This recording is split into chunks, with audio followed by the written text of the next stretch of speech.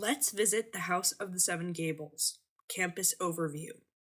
Today I am visiting the House of the Seven Gables in Salem, Massachusetts. This historic house museum tells 350 years of stories about Salem's maritime history, Nathaniel Hawthorne's life, the inspiration of one of Hawthorne's famous novels, and settlement work with local immigrant communities. My visit may be busy or quiet depending on the time of year. It is recommended that I purchase my tickets ahead of time at sevengables.org/tickets to ensure I get the day and time that I want. For my visit, there are 2 different ticket options. Mansion Tour Package. This ticket is a timed entry for a 45-minute guided tour of the House of the Seven Gables. My tour will cover 9 rooms of the house, which may have low ceilings, narrow hallways, and 2 flights of stairs. If I need to sit down, there are stools in every room. There are also no bathrooms inside the mansion. Unless there is an emergency, re-entry is not guaranteed. Grounds Pass.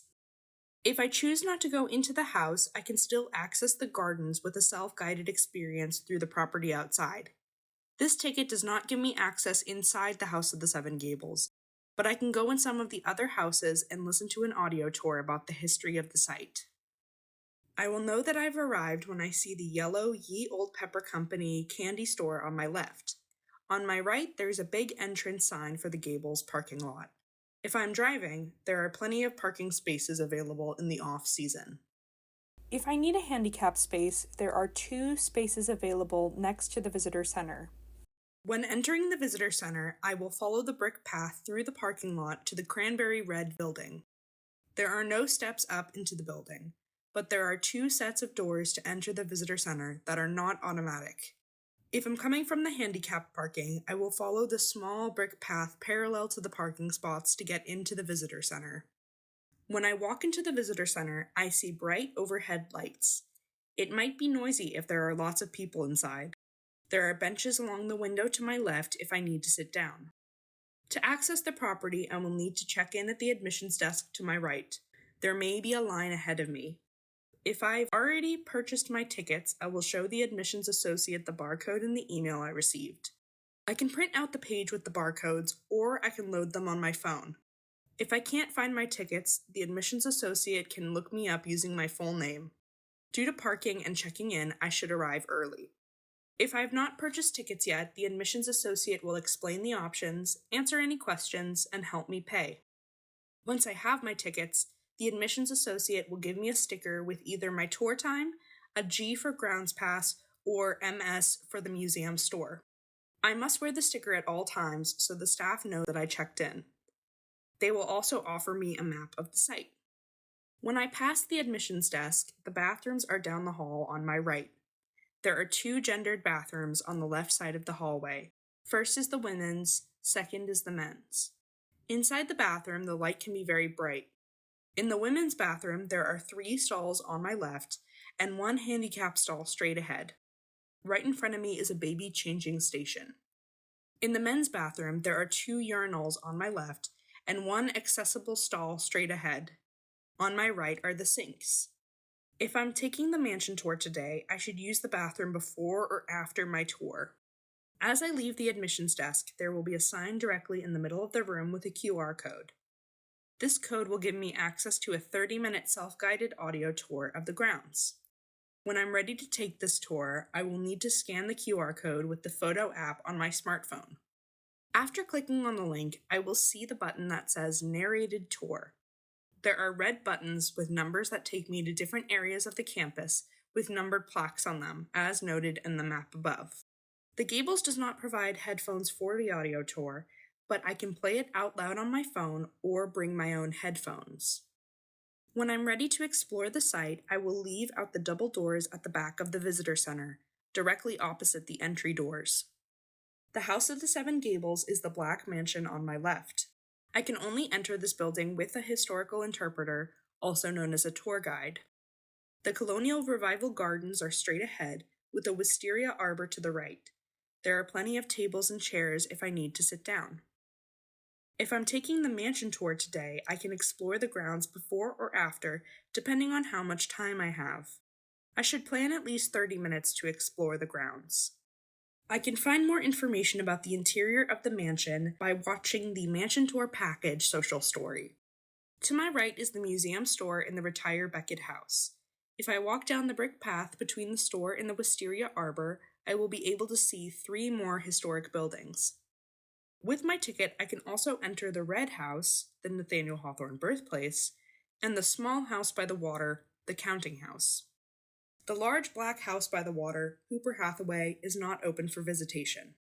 The grounds are wheelchair accessible. I will travel on brick pathways and gravel while I'm on the grounds. The Nathaniel Hawthorne birthplace is the red house opposite the House of the Seven Gables. The Hawthorne birthplace is self-guided, and I can take as much time inside as I need. It is usually relatively quiet, and there's always a historical interpreter in the house if I have any questions. There are 2 steps to get into the house and 1 large step out the back door. Currently, the birthplace is not wheelchair accessible. After entering the birthplace, I will start with the room on my left. After the second room of the house, I have the option of climbing a staircase up to the second floor. There is a chair by the entrance if I need to sit down or wait for my group to finish exploring the house. At the top of the stairs, there are 2 rooms to explore back to back.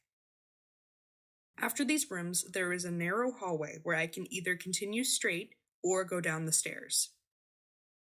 If I continue straight, there is 1 more room on the second floor to explore.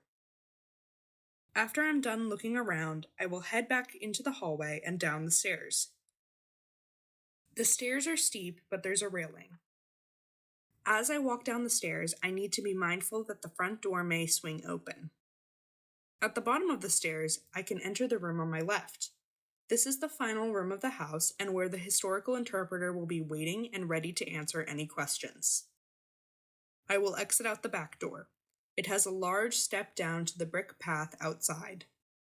As I exit the birthplace, I will see the Retire Beckett house on my right. This house is where the museum store is located.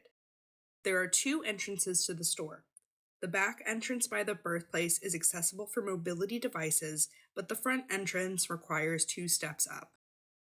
Depending on the time of year, the museum store may be busy. I can hear quiet music playing, and the building smells of tea and soap. They have lots of books in the front room, and trinkets and Gables-themed merchandise in the back room. I will pay for my items at the register up front. The museum store associate will ask me if I want my items in a bag and if I want a receipt. In the corner of the property, across from the birthplace, is the Kids Cove. The Kids Cove includes the Counting House, a small 1-room building where family-friendly activities can be found, and the Suki and Betsy, a small boat to play on. All ages are welcome to use the hands-on activities. Sometimes the space can be loud and crowded with children. There are 2 entrances into the Counting House, both requiring 2 steps up. If I need to take a break during my visit, there are some great spots on the grounds that are relatively quiet. Areas with stars on the map see little foot traffic. Areas with red X should be avoided, as they are where groups gather before and after their tours. There are plenty of benches close to the visitor center and by the water. There is a wisteria arbor with tables and chairs to sit at. There's also a big lawn at the end of the property with seating by the water. And in the visitor center, there are multiple spots to sit away from people. After I've completed my visit, I will return to the area right outside the visitor center.